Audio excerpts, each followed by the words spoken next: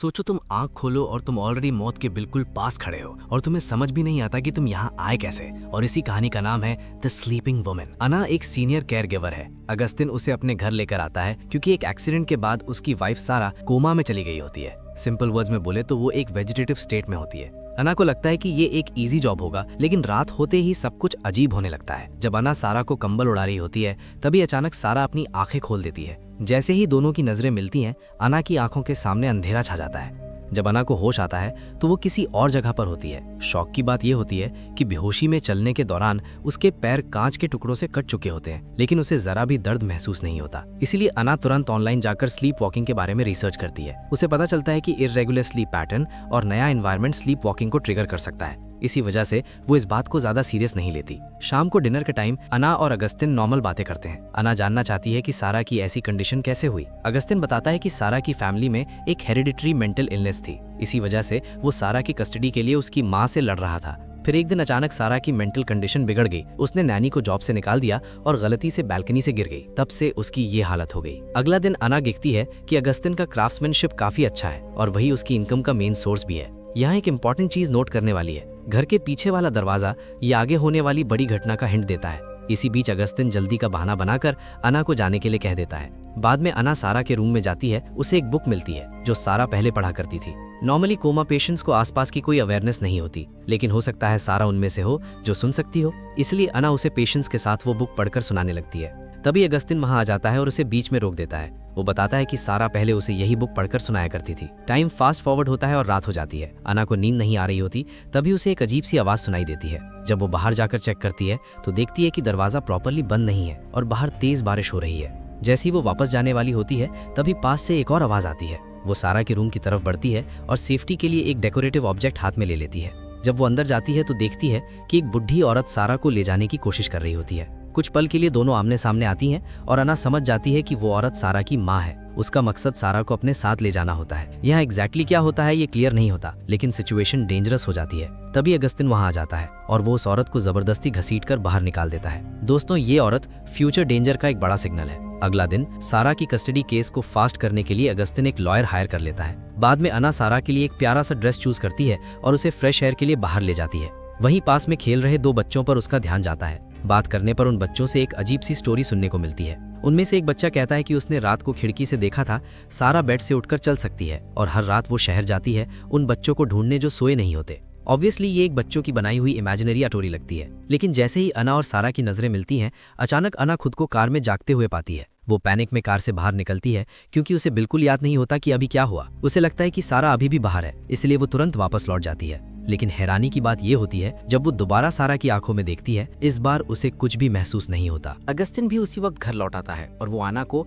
Gift में एक cycle देता है। फिर एना उसी साइकिल से शहर की तरफ चली जाती है, लेकिन बार बार अचानक एक जगह से दूसरी जगह पहुंचने की वजह से एना को शक होने लगता है कि उसकी स्लीप वॉकिंग की प्रॉब्लम शायद बढ़ रही है। जल्दी ही वो एक मेडिकल स्टोर पर पहुंचती है। जब वो वहां से निकलने वाली होती है तब उसका ध्यान एक बच्चे की बनाई हुई पेंटिंग पर पड़ता है। वो पेंटिंग बिल्कुल उस सीन से मैच करती है जिसके बारे में उन दो बच्चों ने बताया था। घर लौटने के बाद एना हमेशा की तरह सारा को एक स्टोरी सुनाती है। तभी अगस्तिन कस्टडी के काम में बिजी होता है, इसलिए वो अगले दिन सुबह तक घर नहीं आने वाला होता। जैसे ही अगस्तिन घर से निकलता है, सारा कुछ ऐसा करती है कि एना की आंखों के आगे अंधेरा छा जाता है और खुद को चलती कार के अंदर पाती है। तभी सामने से ट्रक की रोशनी उसकी आंखों पर पड़ती है। वो स्टीयरिंग व्हील घुमा देती है और खुद को बचा लेती है। कुछ देर तक खुद को शांत करने के बाद वो जल्दी से घर वापस आती है। वहाँ आकर वो देखती है कि सारा अभी भी वहीं है, अपनी जॉब खोने के डर से और इस बात से कि सारा को कुछ हो ना जाए। अना तुरंत उसे स्कार्फ उठाकर उसके रूम में वापस ले जाती है।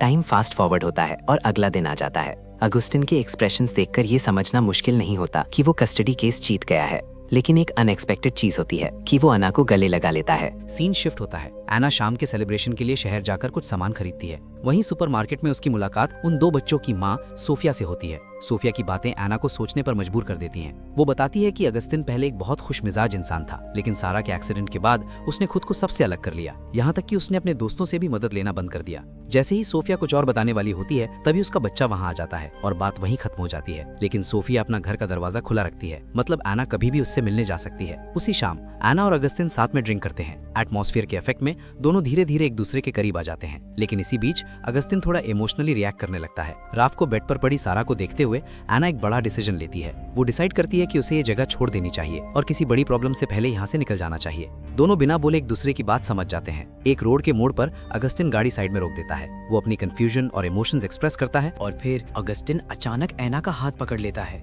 एना भी उस पल को फील करती है और दोनों एक इंटीमेट मोमेंट शेयर करते हैं। कुछ देर बाद एना देखती है कि अगस्तिन काफी थका हुआ है, लेकिन तभी एना अजीब तरह से सारा के कॉस्मेटिक्स यूज करने लगती है, जैसे वो ही घर की मालिक हो। तभी उसकी नजर एक बॉटल पर पड़ती है। जैसे ही वो उसे स्मेल करती है, अचानक सब कुछ चेंज हो जाता है। जब उसे होश आता है, वो देखती है कि अगस्तिन उसके सामने है। एना के हाथ में ग्लास का टुकड़ा होता है और उसकी कलाई से खून निकल रहा होता है। और सबसे शॉकिंग बात, उसे फिर से कुछ भी याद नहीं होता। तभी वो सारा के पास जाती है और गुस्से में बोलती है, तुम मेरे साथ क्या कर रही हो? अचानक सारा की आंख खुलती है और वो खुद को एक पेड़ के पास पाती है। अपने सामने का सीन देखकर वो डर जाती है। सच जानने के लिए वो वापस घर के अंदर आती है और फिर से सारा के पास जाती है, लेकिन वो फिर से उसी पेड़ के पास पहुंच जाती है। वो हार नहीं मानती और फिर से ट्राई करती है। इस बार अगस्तिन उसके सामने आ जाता है। एना सोचती है कि अब सब सच बताना चाहिए और वो अगस्तिन को अपने साथ हो रही सारी अजीब चीजें बता देती है। लेकिन अगस्तिन उसकी बातों को सीरियसली नहीं लेता। वो कहता है, एना तुम्हें डॉक्टर के पास जाना चाहिए। ये सुनकर एना गुस्से में आ जाती है और सारा पर सब ब्लेम डाल देती है। ये सुनकर अगस्तिन शॉक और गुस्से दोनों में आ जाता है और कहता है, तुम्हें पता है तुम क्या बोल रही हो? अगला दिन एना बिना सोचे समझे फार्मेसी चली जाती है। जब वो अपने सिम्टम्स बताती है तो डॉक्टर एक शॉकिंग बात बताती है कि अगस्तिन की पिछली नैनी को भी बिल्कुल सेम प्रॉब्लम थी। डॉक्टर को एग्जैक्ट रीजन नहीं पता होता, इसीलिए वो बस उस नैनी का फोन नंबर एना को दे देती है। अना के घर लौटने के बाद दोनों ऐसे लिपटने लगते हैं जैसे कुछ हुआ ही ना हो। यहाँ तक कि वो सारा की तरफ देखते भी नहीं। पिछली रात अपनी ओवर रिएक्शन को कवर करने के लिए अगस्तिन अना को एक गिफ्ट देता है, लेकिन इमोशंस इतने सिंपल नहीं होते। अना को लगता है कि उसे वो रिस्पेक्ट और जगह नहीं मिल रही जिसके वो लायक है। और करंट सिचुएशन को देखते हुए ये भी पॉसिबल था कि सारा कभी नॉर्मल ना हो पाए, लेकिन अंदर से अना जानती थी कि वो ऐसा बिहेव नहीं कर सकती जैसे सारा अब इस दुनिया में है ही नहीं। आखिरकार दोनों के बीच टेंशन बढ़ जाता है और उनका झगड़ा हो जाता है। अगस्तिन वहां से चला जाता है। उसके जाने के बाद अना वो गिफ्ट खोलती है और शॉकिंगली वो वही बॉटल होती है जो उसे पहले देखी थी। उसी शाम अना अपना डिसीजन चेंज कर देती है। वो सारा के कपड़े पहनती है और उन्हें अपने स्टाइल में कैरी करती है। सच कहे तो उसका ये अंदाज थोड़ा अजीब लेकिन काफी इंटरेस्टिंग लगता है, लेकिन जब कैमरा उस पर फोकस करता है तो वो काफी खूबसूरत लग रही होती है। तभी अगस्तिन देखकर उसको गले लगा लेता है। आज अना की छोटी बहन मेहमान बनकर घर आती है। उसे पता चला था कि अना स्लीप वॉकिंग कर रही है और वो उसका वर्किंग एनवायरनमेंट देखने भी आई थी। शुरू में सब नॉर्मल लगता है, लेकिन जैसे ही उसे अना और अगस्तिन के रिश्ते के बारे में पता चलता है, उसका एक्सप्रेशन तुरंत बदल जाता है। जब दोनों कुछ देर के लिए बाहर जाते हैं तब वो सीधा कह देती है कि ये सब काफी डिस्टर्बिंग है और उसे समझ नहीं आता कि अगस्तिन सच में सारा से प्यार करता भी है या नहीं। फिर वो एक सीधा सवाल पूछती है, तुम सारा जैसे कपड़े क्यों पहन रही हो? ये सुनते ही सिचुएशन ऑकवर्ड हो जाती है और आखिर में वो डिनर से पहले ही वापस चली जाती है। अगला दिन काम की वजह से अगस्तिन सुबह जल्दी घर से निकल जाता है। तभी अचानक एक पेंटिंग जमीन पर गिरती है और उसकी आवाज अना का ध्यान खींच लेती है। जब वो उसे उठाकर देखती है तो नोटिस करती है कि हर पेंटिंग के पीछे एक डेट लिखी हुई है, सिवाय एक के 2017। यही चीज अना को और क्यूरियस बना देती है। वो ऑनलाइन सर्च करती है और उसे पता चलता है कि सारा एक टैलेंटेड और सोफिस्टिकेटेड आर्टिस्ट थी, लेकिन 2017 के बाद उसने कभी किसी एक्टिविटी में हिस्सा नहीं लिया। अब अना के मन में एक ही सवाल है, आखिर 2017 में ऐसा क्या हुआ था? अना तुरंत उस पुरानी नानी को कॉल करती है, लेकिन सामने से सिर्फ वॉइसमेल मिलता है। इसीलिए वो खुद उस छोटे टाउन जाने का फैसला करती है सच जानने के लिए। वहाँ उसकी मुलाकात एक औरत से होती है। उस औरत के मुताबिक जब से ऑगस्टिन और सारा यहाँ आए थे वो बस जरूरी काम के लिए ही बाहर निकलते थे। फिर एक न्यू ईयर डिनर में अचानक सारा ने कंट्रोल खो दिया और सबके सामने ऑगस्टिन को इंसल्ट कर दिया। उसके बाद दोनों अलग अलग चले गए और उस दिन के बाद लोगों ने उन्हें लगभग कभी नहीं देखा। ज्यादातर लोग मानते हैं कि सारा ही ऑगस्टिन की जिंदगी बर्बाद कर रही थी। शाम तक अना वापस घर लौट आती है। रूम के बाहर से वो सारा को देख रही होती है, लेकिन तभी अचानक सब कुछ बदल जाता है। अना खुद को एक आर्ट स्टूडियो में पाती है। ध्यान से देखने पर उसे अपने सामने एक अधूरी पेंटिंग नजर आती है और फिर सीन शिफ्ट होता है। वो खुद को ऑगस्टिन के साथ डिनर करते हुए देखती है। दोनों हंस रहे होते हैं, नॉर्मल बातें कर रहे होते हैं। तभी अना को अचानक चक्कर आता है और वो बेहोश हो जाती है। जब वो दोबारा होश में आती है तो खुद को हॉस्पिटल में पाती है। ऑगस्टिन खुशी से बताता है कि वो प्रेग्नेंट है। खुश होने के बावजूद अना के अंदर एक डर होता है कि सारा उसके बच्चे को नुकसान पहुंचा सकती है। वो सजेस्ट करती है कि वो अपनी बहन के पास चली जाए, लेकिन ऑगस्टिन कहता है कि वो सारा को नर्सिंग होम भेज देगा और एक नई शुरुआत करेगा। जब अना वापस आती है तो सारा का रूम खाली होता है। ऑगस्टिन उसे पहले ही शिफ्ट कर चुका होता है। दिन बीतने लगते हैं और अना और ऑगस्टिन के बीच फीलिंग्स और गहरी होती जाती हैं। लेकिन एक रात अना को बिल्कुल नींद नहीं आती। वो खिड़की के पास जाती है और देखती है कि ऑगस्टिन के वर्क रूम की लाइट अभी भी ऑन है। तभी वो अजीब फीलिंग फिर से वापस आती है। इस बार जब उसे होश आता है तो वो खुद को छत पर पाती है। उसे समझ नहीं आता कि वो वहाँ कैसे पहुंची, लेकिन किसी तरह वो वापस घर आ जाती है। अपने पेट में पल रहे बच्चे के बारे में सोचकर वो ऑगस्टिन से बात करना वर्करूम जाती है। ऑगस्टिन रात तक काम कर रहा होता है, लेकिन अना को देखते ही वो काम छोड़ देता है। फिर भी अना को चैन नहीं मिलता। जब वो अपनी दवाई लेने वाली होती है वो रुक जाती है और फिर इस बार भी वो सीधा उसी पेड़ के पास पहुंच जाती है। वहाँ जमीन की मिट्टी में एक दरार उसका ध्यान खींच लेती है। जब वो उसे खोलती है तो उसे एक लोहे का बॉक्स मिलता है और उस बॉक्स के अंदर होता है एक फोन। उसे समझ नहीं आता ये सब क्या है, लेकिन क्यूरियोसिटी में वो फोन चार्ज कर देती है। फोन में सिर्फ एक कॉन्टैक्ट सेव्ड होता है, मॉम, और मैसेजेस कुछ ऐसे होते हैं, तुम ठीक हो, मुझे डर है, ऑगस्टिन तुम्हें हर्ट करेगा। इतना पढ़ते ही पास से ऑगस्टिन की आवाज आती है। अना जल्दी से सब कुछ वापस सेट कर देती है और जब ऑगस्टिन उससे पूछता है तो वो कैजुअली बोल देती है कि उसे नींद नहीं आ रही थी। अगला दिन जैसे ही कंफर्म होता है कि ऑगस्टिन घर से चला गया है, अना ऑनलाइन एड्रेस ढूंढकर अगले दिन वो सारा की माँ से मिलने जाती है। एना उसे मैसेज दिखाती है और पूछती है कि उनका क्या मतलब है। बुजुर्ग औरत बताती है कि ये उस दिन भेजे गए थे जिस दिन सारा ने अपना बच्चा खो दिया था। तब एना कहती है कि सारा खिड़की से कूद गई थी, तो सारा की माँ जोर देकर कहती है, मेरी बेटी ऐसा कभी नहीं कर सकती थी, वो अपने बच्चे को अपनी जान से भी ज्यादा प्यार करती थी। वो आगे कहती है कि सारा ने बच्चे का नाम अपने नाम पर रखने की सोचा था। एना पूछती है कि वास्तव में क्या हुआ था। बुजुर्ग औरत बताती है कि अगस्तिन ने सारा के साथ कुछ किया था। मिसकैरेज के बाद सारा ने उसके खिलाफ पुलिस में रिपोर्ट दर्ज कराई, लेकिन बाद में वापस ले ली। फिर उसने अपनी माँ से बात करना बंद कर दिया, क्योंकि ये बात एना ने खुद फील किया था कि वो पहली बार सीधा छत पर पहुंची थी और वहाँ एक डेंजरस जगह होने के बावजूद नॉर्मल इंसान वहाँ बहुत संभल कर चलेगा। मतलब ये सिर्फ एक्सीडेंट नहीं हो सकता।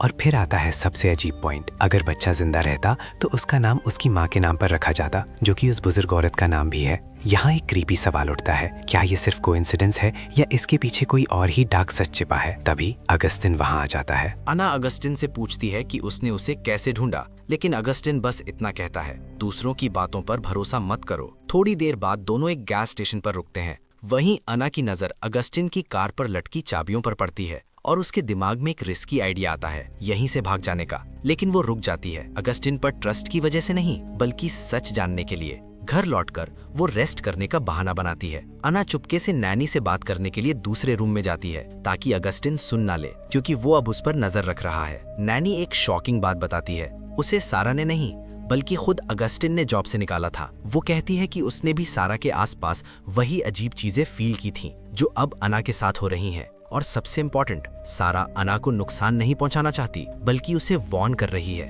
और जॉब से निकाले जाने से पहले सारा ने नैनी को भी कुछ बताने की कोशिश की थी, लेकिन अना कॉल कट कर देती है, क्योंकि अगस्टिन वापस आ चुका होता है।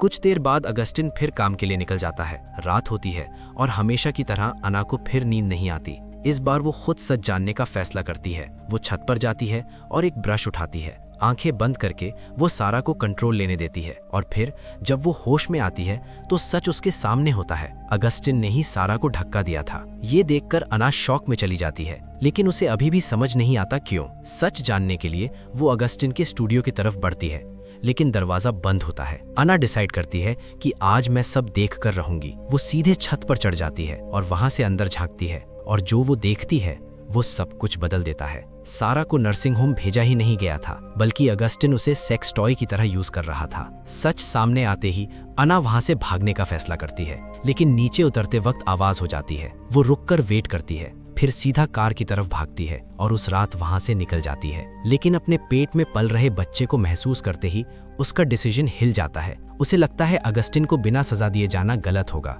इसलिए वो कार से एक रेंच चुकाती है और वापस लौट आती है। वो धीरे से घर के अंदर जाती है। चारों तरफ अंधेरा होता है। उसे लगता है अगस्टिन सो गया है। वो हिम्मत करके बंद दरवाजा खोलने जाती है ताकि सारा को वहां से निकाल सके, लेकिन अचानक वो फिर से कार के पास पहुंच जाती है और तभी अगस्टिन उससे आवाज देता है। तब सच सामने आता है। सारा अना को वॉर्न कर रही थी कि वो तुरंत यहाँ से भाग जाए और अब अगस्टिन समझ चुका है कि अना को सब कुछ पता चल गया है, इसलिए उसका बिहेवियर पूरी तरह बदल जाता है। ये सब सुनते ही अगस्टिन अपना कंट्रोल खो देता है। अना तुरंत कार की तरफ भागती है, लेकिन चाबियां उसके पास नहीं होती, इसलिए वो एक टूल उठाकर उसे चुपके से वेपन बना लेती है। अगस्टिन गुस्से में उसे पकड़ लेता है, लेकिन अना उसके पैर पर जोर से वार करती है और भागकर सारा के रूम में खुद को बंद कर लेती है। डर के मारे वो सारा से मदद मांगती है और तभी उसे महसूस होता है कि उसके अंदर एक अजीब सी पावर जग रही है। अगस्टिन दरवाजा तोड़कर अंदर आता है, लेकिन अना के अंदर सारा की प्रेजेंस देखकर शॉक हो जाता है। अपराध बोध में टूटकर वो माफी मांगने लगता है, लेकिन अब देर हो चुकी होती है। सारा अना के थ्रू एक भारी चीज से अगस्तिन पर वार करती है और वहीं उसका एंड हो जाता है। आखिर में अना सारा को अलविदा कहती है और इस घर को हमेशा के लिए छोड़ देती है। 5 महीने बाद अना एक हेल्दी बेबी गर्ल को जन्म देती है। जब नर्स नाम पूछती है तो वो मुस्कुराकर कहती है सोफिया, बिल्कुल सारा की माँ के नाम पर। और इसी के साथ ये कहानी यहीं खत्म होती है। अगर तुम्हें ऐसी डार्क और शॉकिंग स्टोरीज पसंद है तो वीडियो को लाइक करो और चैनल को सब्सक्राइब करना मत भूलना।